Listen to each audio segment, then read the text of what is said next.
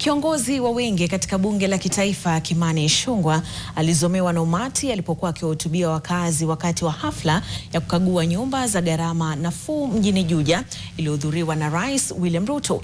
Licha ya mapokezi hayo yenye uhasama, mbunge huyo wa Kikuyu alisimama kidete na kuendelea na hotuba yake huku kelele za umati zikizidi. Tukio hilo linajiri huku Rais akiendelea na msimamo wake mkali dhidi ya upinzani wakati wa hafla hiyo. Tumpate sasa mwanahabari wetu Margaret Kimathi na taarifa kamili. Kilichoanza kama mapokezi ya furaha kwa Rais William Ruto na msafara wake kiligeuka ghafla na kuwa hali ya sintofahamu kwa kiongozi wa wengi katika bunge la kitaifa Kimani Ichung'wah.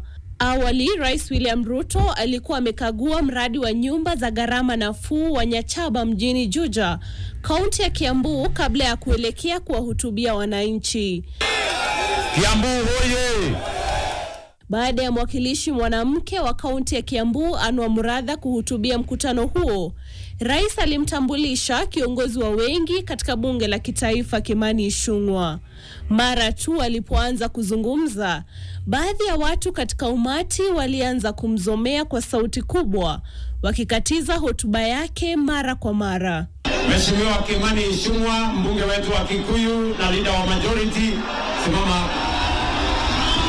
Mheshimiwa Rais, watu wa Juja hoye! Licha ya mapokezi hayo yenye uhasama, mbunge huyo wa Kikuyu alisimama imara na kuendelea kuwahutubia wananchi huku akizidi kelele za waliokuwa wakimzomea. Hii barabara yetu kutoka Nyachaba kwenda Ndarugo na ile ingine ya Kimbo Matangine, tunakushukuru.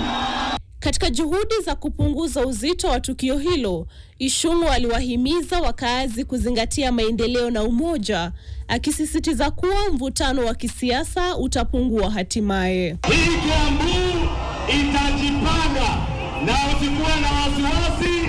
Hawa watu wote wale wanasupport wewe ndio wengi. Rais William Ruto naye aliendelea kudumisha kauli zake kali dhidi ya upinzani, akisema kuwa wamekuwa wakimshambulia kwa muda mrefu mno. Shamba ya Ruaraka nani aliiba ya watoto wa shule ya Ruaraka? Si ni wao ndio wameiba? Pesa ya kahawa ya wananchi wetu shilingi 3 kila mtu, si wao ndio wameiba? Shamba ya NYS iko hapa Yata, nani ameiba? Si wao ndio wameiba?